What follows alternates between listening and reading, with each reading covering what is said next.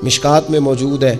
अल्लाह के प्यारे रसूल सल्लल्लाहु ताला अलैहि वसल्लम तीमारदारी के लिए गए तो सहाबाई कराम फरमाते हैं वो बंदा ना इतना पतला नहीफ और लागिर हो गया था जिस तरह चिड़िया का बच्चा होता है, कमजोरी ज़ोफ़तारी था। तो महबूब करीम ने उसे देखा तो बड़े करीमाना अंदाज में करीम फरमाने लगे, तू कोई दुआ नहीं मांगता, तू आफियत नहीं मांगता अल्लाह से? अर्ज़ की या रसूल अल्लाह सल्लल्लाहु ताला अलैहि वसल्लम, मैंने अपने रब की बारगाह में अर्ज़ की है मालिक क़यामत का अज़ाब बड़ा सख्त है, मैं नहीं बर्दाश्त कर सकता, तूने अगर मुझे कोई सज़ा देनी है तो यहीं दे ले, क़यामत को ना देना। तो कहते महबूब फरमाने लगे सुभान अल्लाह, ओ खुदा के बंदे तू रब की सज़ा दुनिया में भी नहीं सह सकता, अल्लाह से ये भी सवाल न कर, तू रब से कह रब्बना आतिना फिद दुनिया हसनतम व फिल आखिरति हसनतम व किना अज़ाबन्नार। तू रब से दुनिया में भी हसना मांग, भलाई मांग, तू आखिरत के लिए भी भलाई मांग, तू उससे आफियत का सवाल कर। तूने ये सवाल क्यों किया? अर्ज की या रसूल अल्लाह करम हो गया है, मुझे समझ आ गई है, अब मैं इसी तरह ही करूंगा। अजीज दोस्तों, हम कहाँ सह सकते हैं? हम दुनिया में रब की सजा हम नहीं सह सकते, हम कमजोर हैं, तो गर्मी नहीं सह सकते, शदीद सर्दी नहीं सह सकते, शिद्दत की भूख लोग नहीं सह सकते, कोई आजमाइश नहीं सह सकते। वो जो लोग बाज़ औक़ात कह देते हैं ना जी फलां चीज़ हमारे अमाल का नतीजा है, तो मैं क्या करता हूँ ना को यार, हम तो ये भी नहीं सह सकते, हम कहाँ बर्दाश्त कर सकते हैं, हमें तो वो माफ़ ही फरमाए, हम हिसाब वाले हैं ही नहीं, हम तो सिर्फ माफ़ी वाले हैं। हमसे ना हिसाब पूछे, उसने हिसाब पूछा तो फिर तो बड़ी मुश्किल हो जाएगी, अगर उसने हिसाब पूछा तो बड़ी रुसवाई हो जाएगी, अगर हिसाब पूछा तो मुश्किलात सामने दिखाई देने लग जाएंगी। हमसे तो वो दरगुजर वाला मामला करे, हमसे तो वो कहे जा मैंने महबूब के सदके तुझे माफ़ किया, जा तेरे लिए रहमत और बख्शिश वाला फ़ैसला किया। वो कोई सबब उसकी रहमत किसी सबब को देख ले और दरगुजर कर ले। हारून रशीद ना अपने महल की छत पे टहल रहा था, सबसे ऊपर वाले चौबारे पर, नीचे से हज़रत बहलोल दाना गुजर रहे थे, ऊपर उसके साथ सिपाही भी थे, गनमैन भी थे। उसने कहा ये बाबा तो ज़रा ऊपर उठाओ। उन्होंने एक डोली, एक टोकरी समझ लें, उसको रस्सियाँ बांध के नीचे फेंका। नीचे जो सिपाही थे उनको कहा कि ये बाबा जी को पकड़ के इसमें बिठाओ। उन्होंने जबरन थामा बाबा जी को, उसमें डालना, ऊपर वालों ने खींच लिया। 2-3 मिनट लगे। हारून रशीद के सामने हज़रत बहलोल दाना पहुँच गए तो थोड़े नाराज़ भी हुए कि ये कोई तरीका तो नहीं ना बुलाने का। मुलाकात हुई तो कहा क्यों बुलाया? कहने लगा एक मसला पूछना था। फरमाने लगे बादशाह है ना, तेरे मसले पूछने का भी अपना ही अंदाज है, पूछ मसला। कहने लगा बाबा पूछना था कि आप अल्लाह तक कैसे पहुँचे? हज़रत बहलोल दाना चुप कर गए। 2-4 मिनट के बाद कहने लगे जिस तरह अभी ज़मीन से तेरे तक नहीं पहुँचा, बिल्कुल इसी तरह पहुँच गया और रब करीम की बारगाह तक, और वो भी जो उसने करम फरमाया है, वरना मैं तो नहीं समझता कि मैं पहुँच गया, वो भी अगर तेरी खुशगुमानी है। तो हारून रशीद कहने लगा मुझे समझ नहीं आई। फरमाने लगे तो बादशाह जो है, इतनी जल्दी कैसे समझ में आएगी तुझे बात? फरमाने लगे अगर मैं तुझसे मिलना चाहता ना तो मैं एक दरख्वास्त लिखता, फिर किसी वजीर से सिफारशी साइन कराता, फिर वो जमा कराता, फिर मुझे टाइम मिलता कि फ़लाँ दिन फ़लाँ तारीख फ़लाँ टाइम आ जाना, फिर आके मैं लाइन में लगता।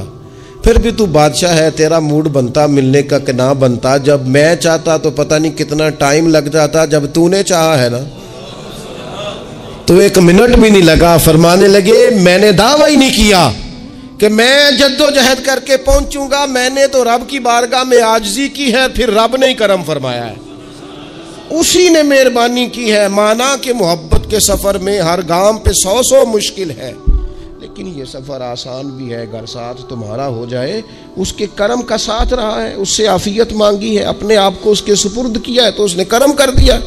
जब तक ये मिजाज नहीं हम बनाते कि मालिक से आफियत का सवाल करें, लोगों को तो धोखा दिया जा सकता है, रब और रसूल को तो नहीं ना दिया जा सकता। वहाँ तो दिलों का खुलूस ही पहुँचता है, वहाँ तो नीयतों का हुस्न ही पहुँचता है। तो अल्लाह तबारक व तआला से जब भी सवाल किया जाए, दुनिया और आखिरत की बेहतरी का सवाल किया जाए। एक लफ्ज़ है हदीस पाक में जिसको आफियत कहते हैं।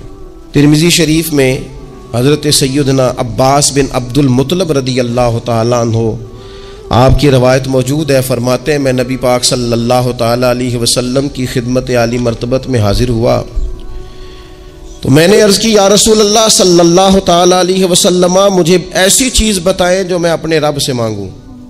चीज़ मांगनी होती है ना, बाज़ औक़ात मौका मिलता है तो कई दफ़ा इंसान इम्तिहान में आ जाता है कि अब मुझे मौका मिल गया है, मुझे कहा गया कुछ मांग लो, तो भला मैं क्या मांगूँ। हज़रत अब्बास बिन अब्दुल मुत्तलिब रदी अल्लाह तआला अन्हु नबी पाक अलैहिस्सलाम के प्यारे चचा जान हैं, अर्ज़ गुज़ार हैं, या रसूल अल्लाह सल्लल्लाहु अलैहि वसल्लम, मुझे बताइए मैं अपने रब से मांगूँ तो क्या मांगूँ। तो हुज़ूर ने फरमाया, रब से आफियत मांगो। कहते मैं कुछ दिन रुका, कुछ दिनों के बाद फिर हाजिर बारगाह हुआ और अर्ज़ की, या रसूल अल्लाह सल्लल्लाहु ताला अलैहि वसल्लम, मुझे बताइए मैं अपने मालिक से मांगूँ तो क्या मांगूँ। तो हुज़ूर ने फिर फरमाया, अल्लाह से मांगना तो आफियत मांगना। बुजुर्ग फरमाते हैं ये आफियत क्या है। आफियत ये है कि या अल्लाह ज़ाहिरी परेशानियाँ, बातनी परेशानियाँ, ऐ अल्लाह ज़ाहिर के मैल कुचैल भी दूर हो जाएं, बातन के भी दूर हो जाएं। ऐ अल्लाह हर मामले में, हर आजमाइश में, हर दुख में हमें तेरी पनाह नसीब हो जाए। ये आफियत है। और सूफिया किराम फरमाते आफियत से बड़ी नेमत कोई नहीं अगर किसी को मुयस्सर आए तो। आफियत से बड़ा हुस्न कोई नहीं अगर किसी शख्स को यह नसीब हो जाए। और एक अल्लाह वाले ने तो एक और बड़ा खूबसूरत तर्जुमा यहाँ किया है, वो कहते हैं आफियत का मतलब है दिल का करार, आफियत का मतलब है बातन का सुकून, आफियत का मतलब है इंसान के मिजाज का हौसला, ठंडक, बुर्दबारी। इस बंदे को आफियत नसीब हो जाती है, गोया अल्लाह उसे सुकून की दौलत अता फरमा देता है। थोड़े पैसों में भी सुकून, बगैर शोहरत के भी सुकून, कोई बात मान ले तब भी सुकून, कोई धुतकार दे फिर भी सुकून, लोगों की गुड बुक में हो फिर भी सुकून। और अगर लोग सारे मुखालफत में आ जाए तो चूंकि अल्लाह ने आफियत दी है फिर भी सुकून। अल्लाह ताला ने उन लोगों को करार की दौलत, अल्लाह से आफियत मांगी जाए। इसमें दुनिया की भी भलाई शामिल है, आखिरत की भी भलाई शामिल। नबी अकरम सल्लल्लाहु ताला अलैहि वसल्लम तवज्जो दिलाते कि अल्लाह से तुम आफियत मांगो। हमारा ना जी, क्योंकि सबसे बड़ा मसला रूहानी तरबियत का है। हमारे यहाँ बातें ढेर सारे लोगों को आती हैं और बहुत ज़्यादा आती हैं। मनसूबाबंदी करना, प्लानिंग करना, अपने मामलात को खुद से कैसे लेकर चलना है, कैसे ठीक करना है, अपने हक में दुनिया को किस तरह कायल करना है, ये ढेर सारे लोगों को आता है। और अपने हक में दलाइल किस तरह कायम करने हैं, इसमें बहुत सारे लोग खुद कफील होते हैं, उन्हें किसी से मुशावरत की भी ज़रूरत नहीं होती। लेकिन अल्लाह की बारगाह से अपना रिश्ता कैसे जोड़ना है, मालिक से करम का सवाली किस तरह करके होना है, अल्लाह से आफियत का सवाल कैसे करना है, ये चूँकि रूहानी तरबियत में हमारा मिजाज नहीं होता, लिहाजा हम उस तरफ जाते नहीं। हम वो अपनी मर्जी की चीज़ें, यानी वजीफ़ा पूछ के गए एक साहब, कुछ अरसे के बाद आए हैं तो आके कहते हैं मौलाना साहब, पीर साहब या कारी साहब या फलां साहब, किसी से भी पूछ के गए किस चीज़ को नेक आदमी जाना, फिर लौट कर आके कहते हैं कि आपने वजीफ़ा बताया था पर काम कोई नहीं हुआ। तो मैं तो साफ कहता हूँ और खुले दिल से कहता हूँ कि भाई वजीफ़ा आपको बताया था कि अल्लाह की रहमत मतवज्जे होगी, खुदा की रहमत को आवाज़ देने के लिए वजीफ़ा दिया था। कोई भी वजीफ़ा रब को मजबूर तो नहीं ना कर सकता माज़अल्लाह। और वज़ाइफ किस लिए पढ़े जाते हैं कि जल्दी से मामला ठीक हो जाएं, मेरे हक में चीज़ें बेहतर हो जाएं, तो अल्लाह की रिज़ा के लिए पढ़े जाते। तो वज़ाइफ को, इबादात को, नवाफिल को, तिलावत को, दुरूद पाक को तो रज़ा इलाही का ज़रिया बनाना चाहिए। लेकिन हम चूंकि एक पूरा उलझाव रखते हैं अपनी दुनियादारी के मामला सीधे करने, एक पूरा खैर रखते हैं। वो लोग मिलते रहते हैं मुख्तलिफ बुज़ुर्गों की निस्बत के ताल्लुक़ से, तो बाज़ जगहों पे बाज़ लोग बड़े तेज़ होते हैं, यानी उनसे आपकी मुलाकात होती है तो बंदे को महसूस होता है कि यार इसे तो पहले ही सारी बातों का पता है। और कई दफ़ा उनसे मिलने के बाद एहसास होता है कि यार इससे तो थोड़ा सीख ही लेते तो बेहतर था, ये तो बात बड़ी आगे निकल गई। सारा पता होता है, बाशऊर होते हैं, लेकिन डर आता है अल्लाह से। इतना बाशऊर आदमी, समझदार, पंचायत, परया, लोग, दीन, दुनिया सारा पता है, नमाज का टाइम आ गया तो वो छुपता फिरता है। उसकी तबीयत पर बोझ बन रहा है माज़अल्लाह अल्लाह के हुजूर हाजिर होना, उसे खैर का काम करना पड़ रहा है तो वो इधर उधर निकलता जा रहा है। तो सवाल ये है कि फिर ये शऊर का क्या मतलब रखा हुआ है हमने? फिर अल्लाह से दुआ करने की जरूरत नहीं। हज़रत आरिफ रूमी रहमतुल्लाह ताला अलैह फरमाया करते थे, बाज लोगों को रब सारा कुछ देता है, सजदे की तौफीक नहीं देता। इसका मतलब यह है कि वो कहता है ये सारा कुछ ले और निकल जा, मेरे घर ना आना, रख सारा कुछ पास। रब से आफियत मांगी जाए, उससे उसका फजल मांगा जाए, उससे उसका करम मांगा जाए। अल्लाह के प्यारे रसूल सल्लल्लाहु ताला अलैहि वसल्लम इस आफियत मांगने पर जोर देते, तवज्जो देते। मैं आपको सही बताता हूं, रब ने अगर किसी बंदे को आफियत में रखा हो ना, तो हालात कैसे भी बुरे चल रहे हों उसका बिगाड़ कुछ नहीं सकते। और अल्लाह ताला माफ़ करे, 100 दफ़ा खाकम बदहन अगर किसी वक़्त उसके करम की निगाह फिर जाए तो फिर सारे असबाब समेत भी इंसान अपने पैरों पे खड़ा नहीं रह सकता। उससे जब तक तलबे करम नहीं होता, तलबे आफियत नहीं होती, उसकी बारगाह से जब तक बंदा मोमिन पूरा रुजू नहीं करता, ये आफियत इतनी आला चीज़ है कि नबी पाक अलैहिस्सलाम ने फरमाया, आज़ान और इकामत के दरमियान जो वक्त होता है उसमें दुआएं रद्द नहीं होती। दुआ मांगा करोगे तुम्हारी अल्लाह अपने फजल से कबूल कर लेगा। अर्ज़ की या रसूलल्लाह क्या मांगे? तो फरमाया आफियत मांगो रब से। हज़रत अनस बिन मालिक हदीस के रावी हैं रदी अल्लाह ताला अन्हु, यहाँ भी फरमाया ये ऐन कबूलियत का टाइम है, अल्लाह से आफियत मांग लो, उसकी पनाह। हम दुआओं में भी महदूद हो जाते हैं। रब दा तालब कोई ना मिलया, जो मिलया तालब ज़रदाहू। दुआओं में भी हद बंदी। बाज़ों का बच्चे भी तरबियत करते हैं ना, एक मौलाना है, उनका ख्याल है कि उन्होंने मुझसे कुछ पढ़ा है तो कभी कभी उस्ताद जी कह देते हैं, बहुत पुरानी बात है, उन्होंने मुझे फ़ोन किया कि अगर आप कभी तशरीफ़ लाएं, तो मैंने कहा पुत्र दुआ मांग अल्लाह को छोटी जी गड्डी देवे। तो उस बच्चे ने मेरी बड़ी तरबियत की, कहने लगा उस्ताद जी अल्लाह को लो मंगनी है तो वड्डी सारी मंगो, आपने महदूद क्यों किया कि भाई ये छोटी सी अल्लाह गाड़ी क्यों अल्लाह छोटी दे, रब दे तो बड़ी दे और रहमत से दे, अल्लाह से मांगनी है ना जी। हम तरबियत नहीं लेते। मैंने उसका शुक्रिया अदा किया, मैंने कहा बेटे तूने बड़ी सोहनी बात की, अल्लाह तुझे इसका अजर अता करे, अल्लाह तुझे बरकत अता करे। अगर आपने सीखना है तो फिर आप सीख लेंगे, और अगर नहीं सीखना तो फिर यही कहना है सारी उम्र लंघ गई बंदा को नहीं मिला, चूंकि मिजाज नहीं है ना सीखने का, इसलिए फिर मिला ही कोई नहीं, फिर सारी जिंदगी को मुयसर ही नहीं आया, किसी ने नसीहत ही नहीं की, कोई आंखों को भाया ही नहीं। खुद ही बड़े सियाने थे, खुद ही बहुत बड़े थे, अपना कद ही बड़ा ऊंचा था, सब ठिगने छोटे और कमज़ोर और बौने नजर आए। अजीज भाई, जब आफियत, एक बुजुर्ग थे हर वक़्त अल्लाह से आफियत मांगते थे, हर वक़्त अल्लाह से आफियत मांगते थे, हर वक़्त आफियत मांगते थे। लोगों ने पूछा, लोग उनको साले जानते थे, नेक समझते थे कि हुजूर आप और कोई दुआ मांगते नहीं, आफियत ही मांगते हैं। फरमाने लगे मैं मांगा करता था शुरू में, बाद में ख्याल आया और भी दुआएं मांगा करता था, ये एहसास बाद में नसीब हुआ। फरमाते मैं मजदूरी करता था, माल बर्दारी करता था, एक जगह पे ड्यूटी कर रहा था तो थक गया, और वो जो काम लेने वाले लोग थे उनका रवैया भी बड़ा तुर्श था, तकलीफ हुई। तो मैंने अपने मालिक की बारगाह में अर्ज की, मालिक अगर 2 रोटी बगैर मुझे मुशक्कत के मिल जाए दिन में तो तेरी बारगाह तो बड़ी करीम है। कहते मैंने ये दुआ मांग ली। ज़रा मैं थोड़ा आगे बढ़ा तो 2 बंदे आपस में लड़ रहे थे, मैं उनकी सुलह कराने के लिए, उन्हें बचाने के लिए आगे बढ़ा, तो मैं जिसको छुड़ा रहा था दूसरे ने मेरे ऊपर ज़रब लगा दी, मेरा भी सर फट गया। थोड़ी देर के बाद वहाँ पुलिस आ गई, वो तीनों को लड़ने वाला समझ के उठा के ले गए, मुझे जेल हो गई। 2 रोटियां बगैर मुशक्कत के रोज़ मिलनी शुरू हो गई। दुआ मांगी थी ना कि या अल्लाह 2 रोटियां मिल जाए ना बगैर मुशक्कत के, कहते वो 2 रोटियां रोज़ मिलती, कोई काम नहीं करना पड़ता, पर जेल हो गई।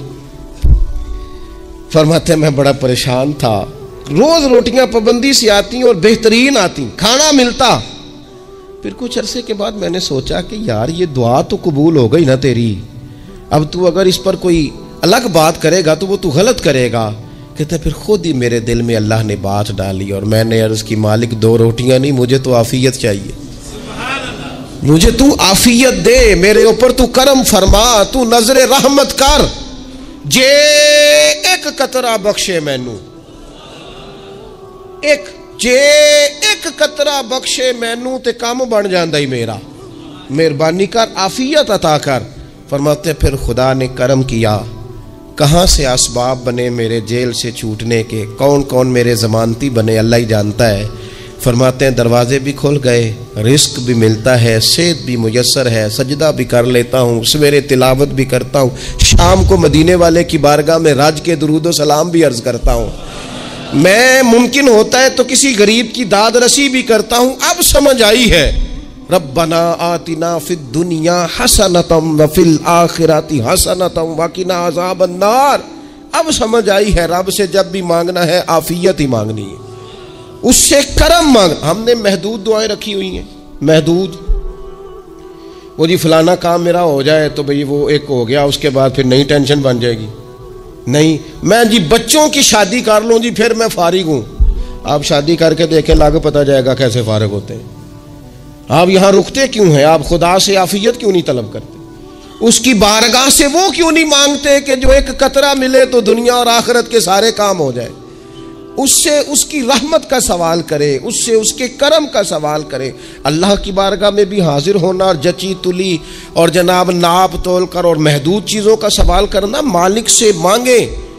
और वो जब देता है तो देता भी बेहिसाब ही है, वो जब अता करता है तो करम के दरवाजे खोल के अता करता है, वरना तो एक उलझन से इंसान निकलता है दूसरी में उलझ जाता है, एक गुत्थी को सुलझाता है। फिर इकबाल रो पड़े थे, कहने लगे मैं अकल की गुत्थियां सुलझा चुका हूं, यार अब मुझे साहिबे जुनू कर दे। अल्लाह ये बड़ा मैंने हेर फेर देख लिया, मुझे दीवाना बना, अब मुझे जुनून हो, अब मैं किसी के लिए रोया करूं, अब मैं किसी की याद में तड़पा करूं, अब मैं रात किसी के लिए मेरी आंखें बेदार रहें। ये बड़ी हो गई दुनियादारी, अकल की गुत्थी हालांकि नहीं सुलझती, पर इकबाल कहते हैं अकल की गुत्थियां सुलझा चुका हूं, यार अब मुझे साहिबे जुनू कर दे। और फिर कहने लगे बुझी इश्क की आग अंधेर है, अब ये मुसलमान नहीं ये खाक का ढेर है, तो मिट्टी बन के रह गया। क्या कहाँ अपनी सारी तवज्जुहात का किबला किस चीज़ को? मेरे अजीज़ों, अल्लाह से आफियत। नबी पाक अलैहिस्सलातु वस्सलाम ने एक शख्स से पूछा क्या दुआ मांग रहे हो? तो उसने कहा या रसूल अल्लाह मैं अल्लाह की बारगाह में सब्र का सवाल कर रहा हूँ। तो हुजूर फरमाने लगे सब्र तो मुसीबत पर होता है। या रसूल अल्लाह फिर क्या मांगूं? आप इन जुमलों और लफ्ज़ों की गहराई को समझें, सब्र के लिए तो पहले मुसीबत आएगी फिर सब्र आएगा। तो या रसूल अल्लाह क्या मांगूं? फरमाया तो रब से आफियत मांग। माना क्या है? मुसीबत आए क्यों? अल्लाह तुझे अपनी हिफाजत के हिसार में ले ले। वो वक्त ही क्यों आए कि जब तेरी तबीयत उलझ जाए, जब तू परेशान हो जाए, जब तू तू अल्लाह से आफियत मांगना। जब तू आफियत मांगेगा तो अगर कभी मुश्किल आएगी भी ना, तो खुदा फिर अपने फजल से मुश्किल से निकलने में रास्ता भी बड़ी जल्दी अता फरमाएगा और तेरे ऊपर फजल फरमाएगा। अगर आफियत, ये जो हम नबी पाक की उम्मत है ना, तो ये हमारे गिर्द अल्लाह के फजल और उसकी रहमत का हिसार है, ये हिसार है हमारे गिर्द। वो दरवेश ने कहा था ना कि करूं शुक्र कितना और करूं फख्र कितना कि तेरे करम ने मुझे फायजुल मराम किया। देखो बना के सैयद आलम का उम्मती मुझको गुनाह से पहले ही बख्शिश का इंतजाम किया। अभी मैंने गलती की नहीं, लेकिन मुझे हुजूर का गुलाम बना दिया, बख्शिश का बंदोबस्त पहले हो गया। अपने मालिक से बीमार भी उससे आफियत मांगे, मकरूज भी उससे आफियत मांगे, बे औलाद भी उससे आफियत ही मांगे, साहिब औलाद भी उससे आफियत ही मांगे, जो दौलत के हुसूल के रिज़्क़ हलाल के ख्वाहिशमंद है वो भी उससे आफियत मांगे, और जिनकी झोली उसने भर दी है वो भी अपने रब से आफियत ही मांगे। मालिक से जब सवाल करें, एक बुजुर्ग थे, उन्होंने तो अपनी अंगूठी में लिखवा लिया था कि या अल्लाह मुझे आफियत अता फरमा, मगर तो जब भी देखता हूँ याद आ जाता है कि अल्लाह से आफियत मांगनी अपने मालिक की बारगाह के अंदर। देखो मैंने देखा है, वो किसी ने कहा था कि तेरी ख्वाहिश है कि वो तेरी आरजू करे पूरी, और मेरी ख्वाहिश है कि तेरी आरजू बदल जाए। कुछ लोग ऐसी ख्वाहिशात भी लेके आते हैं कि जो पूरी ना हो तो बेहतर होता है। इसलिए आपको पता है मौत मांगना जायज़ नहीं दीन में। मसाइब से घबरा कर, मुश्किलात से घबरा कर, जिंदगी के मद्दोजज़र से परेशान होकर मौत का सवाल करना जायज़ नहीं। किस तरह जायज़ है? इन लफ्ज़ों के साथ दुआ कर सकता है कि या अल्लाह जब तक मेरी ज़िंदगी बेहतर है मुझे ज़िंदा रख, और जब मेरा दुनिया से जाना बेहतर है फिर तो मुझे अपनी बारगाह में बुला ले। ये भी क्या है? ये भी आफियत का सवाल ही है कि या अल्लाह रख भी तब तक जब तक रहना बेहतर है। नबी पाक ने भी अर्ज़ा लिल उम्र होने से पनाह मांगी। हमारा ये मिजाज बन गया है कि हम अपने हक में ऐसी चीज़ों का सवाल कर रहे होते हैं जो कई दफ़ा हमें मिल जाए तो हमारा नुकसान करें। कुरान हकीम एक जगह पे अल्लाह करीम ने फरमाया है कि अगर सब लोगों को माल दे दूं तो बगावत करें, फसाद हो जाए। क्या माना कि अपना नुकसान कर बैठे लोग। हम अपने मालिक की बारगाह में बाज ऐसी चीज़ों के सवाली हैं कि जो हमारे लिए ठीक नहीं है, हमें उसके कर्म पर छोड़ना है, उससे आफियत मांगनी। और बाज़ लोग, क्योंकि मैं कह चुका हूँ शुरू में कि हमारी दीनी रूहानी तरबियत नहीं होती और हम कहीं से बाकायदा असबाक लेने के कायल ही नहीं होते, पूरी तरबियत का हमारा मिजाज ही नहीं होता, अपनी अकल और अपना शऊर और अपने हिसाब से हम ज़िंदगी को बिताना चाहते हैं। और ये जो मेरा दौर है ये वैसे ही उलझा हुआ ज़माना है, इल्ला माशाअल्लाह। पता नहीं कोई क्या बोल रहा है, कोई क्या कह रहा है, ऐसे है जैसे को मेला लगा हुआ है और कान पड़ी आवाज़ सुनाई नहीं दे रही। जिसकी दुकान पर कोई ग्राहक नहीं वो भी कह रहा है लाइनें बना लो। ऐसा उलझा माहौल है और ऐसी आजमाइश है कि लोग बेचारे परेशान हैं। देखें, जब तरबियत के साथ इंसान आगे बढ़ता है ना, हमारे पास मुक्तदा है अल्लाह रसूल का कलाम, हमारा पेशवा है रब रसूल का फरमान। जब हम किताब व सुन्नत की रोशनी में आगे बढ़ते हैं तो फिर हमारे लिए मंजिल आसान भी होती है और करीब भी होती है। फिर हमारे लिए आगे की तरफ सफ़र करना, आगे बढ़ जाना ये आसान होता है। आप गौर करें, जो लोग दुनिया में कामयाब रहे, भला किस तरह कामयाब रहे? वो इस तरह कामयाब रहे कि उन्होंने ना अपने रब से आफियत मांगी। अल्लाह ताला ने खुद ब खुद उनके लिए रास्ते बनाए।